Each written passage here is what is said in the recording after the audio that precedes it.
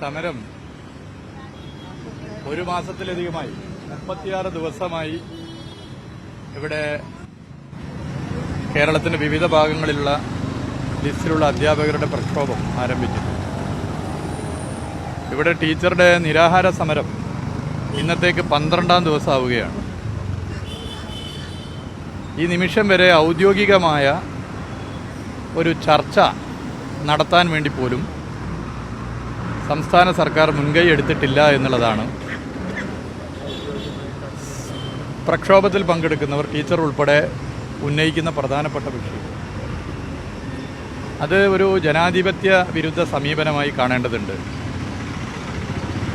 ഇന്നത്തെ മുഖ്യമന്ത്രി നേരത്തെ മുഖ്യമന്ത്രി ആകുന്നതിന് തൊട്ട് മുമ്പ് ഇത്തരം വിഷയത്തിൽ അധികാരത്തിൽ വന്നാൽ മുഖ്യമന്ത്രിയായാൽ 24 മണിക്കൂറിനുള്ളിൽ പ്രശ്നം പരിഹരിക്കും എന്ന ഉറപ്പ് നൽകിയത് ഇതിനോട് ചേർത്ത് നാം പറയേണ്ട ഒരു കാര്യമാണ്. 24 മണിക്കൂർ കഴിഞ്ഞപ്പോൾ 3 മാസമായി. 3 മാസത്തെ ഗവൺമെൻറ് വന്നിട്ട് പക്ഷേ ഒരു ചർച്ചയ്ക്ക് പോലും വിളിച്ചിട്ടില്ല എന്ന് പറയുന്നത് വളരെ ഗൗരവമുള്ള ഒരു പ്രശ്നമാണ്. ഇതിലാണെങ്കിൽ കോൺഗ്രസിൽ വ്യത്യസ്ത അഭിപ്രായമില്ല. മറ്റ് പല ഭരണ തടസ്സങ്ങളും പ്രശ്നങ്ങളും കോൺഗ്രസിലെ ഗ്രൂപ്പ് പോലും വ്യത്യസ്ത അഭിപ്രായങ്ങളുമാണ് ഈ 2.5 മാസമായി കേരളത്തിന് പ്രയാസം സൃഷ്ടിക്കുന്നതെങ്കിൽ ഇതിൽ AICC സെക്രട്ടറിയും ആലപ്പുഴ MP ആയ ശ്രീ KC വേണുഗോപാലും ഇവരുമായി വീഡിയോ കോളിൽ സംസാരിച്ച് പ്രശ്നം ഞങ്ങൾ വന്നാൽ തീർക്കുമെന്ന് പറഞ്ഞാണ്. അപ്പോൾ ഇതിൽ കോൺഗ്രസിൽ യോജിച്ച അഭിപ്രായമാണ്. അതിനൊരു ആശ്വാസമാണ്. മുഖ്യമന്ത്രിക്കും AICC സെക്രട്ടറിക്കും യോജിച്ച അഭിപ്രായമായിട്ട് പോലും ഒരു ചർച്ചയ്ക്ക് വിളിക്കാനോ പ്രശ്നം പരിഹരിക്കാനോ തയ്യാറായിട്ടില്ല. വിദ്യാഭ്യാസ വകുപ്പ് മന്ത്രി ഇവർ പോയി കണ്ടപ്പോൾ വിദ്യാഭ്യാസ വകുപ്പ് മന്ത്രി പറഞ്ഞത് 2 മാസത്തെ സമയം വേണമെന്നാണ്. പക്ഷേ അതിൻ്റെ ഒരു കാര്യവും നീക്കിയിട്ടില്ല. ഇവരുടെ ആരോഗ്യനില വളരെ മോശമായിക്കൊണ്ടിരിക്കുകയാണ്. ഞാനിപ്പോൾ അവരായിട്ട് സംസാരിച്ചു. വളരെ മോശമായ സ്ഥിതിയിലാണ്. സർക്കാർ 2 ദിവസം മുമ്പ് 3 ദിവസം മുമ്പ് നിർബന്ധിച്ച് ഇവരെ പോലീസിനെ വെച്ച് അറസ്റ്റ് ചെയ്യാനുള്ള നീക്കമാണ് നടത്തിയത്. അത് ഇവർ ചെറുക്കുകയായിരുന്നു. യഥാർത്ഥത്തിൽ ഒരു ഡോക്ടേഴ്സിൻ്റെ ഒരു ടീമിനെ ഒരു കൺസൾട്ടേഷൻ ഗവൺമെൻറ് തന്നെ ഇടപെട്ട് ഇവിടെ വെച്ച് നടത്തേണ്ടതുണ്ട്. അടിയന്തരമായി ഈ വിഷയത്തിൽ ചർച്ചയ്ക്ക് വിളിക്കാൻ ഗവൺമെൻറ് തയ്യാറാവണം. ഔദ്യോഗികമായി ചർച്ചയ്ക്ക് വിളിക്കാൻ തയ്യാറാവണം. നമുക്കറിയാം കേരളത്തിലെ PSC നിയമനം നമ്മുടെ രാജ്യത്തിന് മാതൃകയാണ്. രാജ്യത്ത് നടക്കുന്ന മൊത്തം പൊതു നിയമനങ്ങളിൽ 60% കേരളത്തിൽ നിന്നാണ്. 2016 മുതൽ എടുത്ത് പരിശോധിച്ചാൽ LDF ഗവൺമെൻറ്റിൻ്റെ ഭരണകാലത്ത് 3,15,000 പേരെയാണ് റെക്കോർഡ് നിയമനമാണ് നടത്തിയിട്ടുള്ളത്. അതിൽ വലിയൊരു ശതമാനം LPSC അതുപോലെ അധ്യാപകരുമായി ബന്ധപ്പെട്ട നിയമനങ്ങളാണ്. അന്നത്തെ സംവിധാനങ്ങൾ നമ്മുടെ മുമ്പിലുണ്ട്. അത് ഇന്ത്യയിൽ ഏതൊരു സ്റ്റേറ്റിനും മാതൃകയാക്കാവുന്ന സംവിധാനങ്ങളാണ്. ഒന്ന്, പ്രതീക്ഷിത ഒഴിവുകളെ നേരത്തെ തന്നെ കണ്ടെത്തി 6 മാസം മുമ്പോ 1 കൊല്ലം മുമ്പോ റിപ്പോർട്ട് ചെയ്യുന്ന സംവിധാനം കേരളത്തിലുണ്ട്. 2, എവിടെയൊക്കെയാണ് ഒഴിവ് അപ്പം തന്നെ അത് PSCയെ അറിയിക്കുന്ന സംവിധാനമുണ്ട്. ഇങ്ങനെ പല സംവിധാനങ്ങളും കേരളത്തിൽ ഉണ്ടായതിൻ്റെ ഭാഗമായിട്ടാണ് കഴിഞ്ഞ 10 കൊല്ലം ഇന്ത്യയിൽ നടന്ന നിയമനങ്ങളിൽ 60% ജനസംഖ്യയിൽ വളരെ ചെറിയൊരു സംസ്ഥാനമായിട്ട് പോലും കേരളത്തിൽ നടന്നത്. ഇങ്ങനെയുള്ള സംവിധാനങ്ങളുള്ളൊരു സംസ്ഥാനത്താണ് ഇത്തരമൊരു പ്രക്ഷോഭത്തിന് ദിവസം 1 മാസം കഴിഞ്ഞിട്ടും നിരാഹാര സമരം 12 ദിവസം കഴിഞ്ഞിട്ടും ചർച്ചയ്ക്ക് വിളിക്കാൻ പോലും ഗവൺമെൻറ് തയ്യാറാകാത്തത്. അടിയന്തരമായി ഇവരുമായി ചർച്ച ചെയ്യണം. ചർച്ചയ്ക്ക് ക്ഷണിക്കാൻ ഗവൺമെൻറ് തയ്യാറാവണം.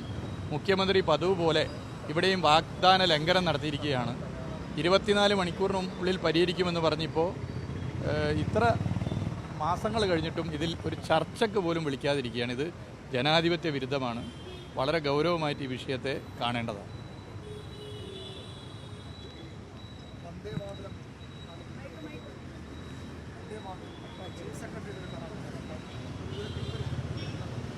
അല്ല, അത് തുടക്കത്തിലേ പറഞ്ഞല്ലോ. കേരളത്തിൻ്റെ ചരിത്രത്തിൽ ആദ്യമായിട്ടാണ് മന്ത്രിമാരുടെ സത്യപ്രതിജ്ഞാ ചടങ്ങിൽ വന്ദേ മാതരം പാടുന്നത് തന്നെ. അത് മുഴുവൻ ഈരടികളും പാടി. അന്ന് കേരളത്തിൻ്റെ മുഖ്യമന്ത്രി പറഞ്ഞ മറുപടി കള്ളമായിരുന്നു.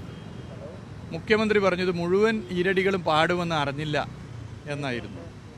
ഇതിൻ്റെ ടൈം ഷെഡ്യൂൾ നേരത്തെ കൊടുക്കും. ടൈം ഷെഡ്യൂളിൽ 3 മിനിറ്റിൽ അധികമാണെങ്കിൽ ഒരു സംശയമില്ലാതെ അത് മുഴുവൻ ഈരടികളും പാടുന്നതാണെന്ന് മനസ്സിലാക്കാൻ പറ്റാത്ത ആളൊന്നല്ല കേരളത്തിൻ്റെ മുഖ്യമന്ത്രി. അതറിഞ്ഞിട്ടും അന്നൊരു അഡ്ജസ്റ്റ്മെൻറ്റ് നടത്തി. പിന്നീട് ഞങ്ങൾ പ്രതിപക്ഷവും കേരളത്തിൻ്റെ മതനിരപേക്ഷ സമൂഹം അത് ഗൗരവമായിട്ട് ഉന്നയിച്ചു.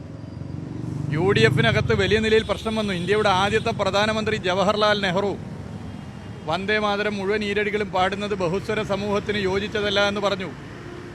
യഥാർത്ഥ ഹിന്ദു മതവിശ്വാസികൾ ഒരിക്കലും ഇതിനെ അംഗീകരിക്കില്ല. ഏത് മതത്തിൽ വിശ്വസിക്കുന്നവരായിക്കൊള്ളട്ടെ, അവരുടെ വിശ്വാസം മറ്റു മതങ്ങളെ അടിച്ചേൽപ്പിക്കാൻ പ്രത്യേകിച്ച് സർക്കാർ സംവിധാനങ്ങളെ ഉപയോഗിക്കുന്ന രീതിയോട് യോജിക്കാത്തവരാണ് ഇന്ത്യയിലും കേരളത്തിലും മഹാഭൂരിപക്ഷം വരുന്ന ജനങ്ങളും. അത് സെക്യുലർ ഇന്ത്യയുടെ പ്രത്യേകതയാണ്, മതനിരപേക്ഷ കേരളത്തിൻ്റെ ഒരു പ്രാധാന്യമാണ്. ഇത് വിവാദമായി. മുസ്ലിം ലീഗ് എന്ന് പറയുന്ന രാഷ്ട്രീയ പാർട്ടിക്ക് ഒരു നിലപാടില്ല. മുസ്ലിം ലീഗിൻ്റെ സ്ഥാപക നേതാവ് വന്ദേ മാതരം മുഴുവൻ ഈരകളുടെയും നിന്നും പാടിയപ്പോൾ എഴുന്നേറ്റ് പോയ ആളാണ്. സീതി സാഹിബ് ഉൾപ്പെടെ നമ്മുടെ മുമ്പിൽ ഉദാഹരണമായിട്ടുണ്ട്. ആ മുസ്ലിം ലീഗിൻ്റെ സംസ്ഥാന അധ്യക്ഷൻ പാണക്കാട്ട് തങ്ങളും മുസ്ലിം ലീഗിൻ്റെ സമുന്നത നേതാവ് PK കുഞ്ഞാലിക്കുട്ടി സാഹിബ് ഉൾപ്പെടെ മുഴുവൻ ഈരടികളും സത്യപ്രതിജ്ഞ ചടങ്ങിൽ പാടിയപ്പോൾ ഒരു അക്ഷരം അതിനെതിരെ പ്രതികരിച്ചില്ല.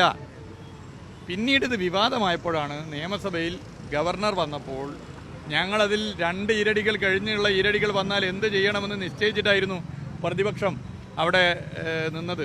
പക്ഷേ 2 ഈരടികൾ വെച്ച് അവിടെ അവസാനിപ്പിച്ചു. ഇപ്പോൾ ഇതാ ചീഫ് സെക്രട്ടറിയുടെ ഉത്തരവ് വരികയാണ്.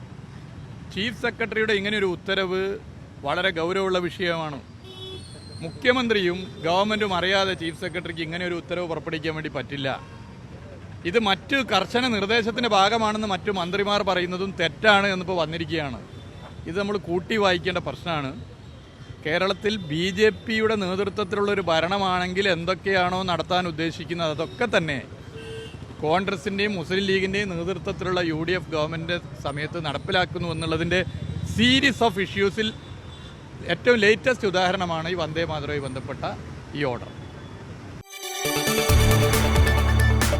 കൂടുതൽ വാർത്തകൾക്ക് News 18 Keralam YouTube channel subscribe ചെയ്യുക.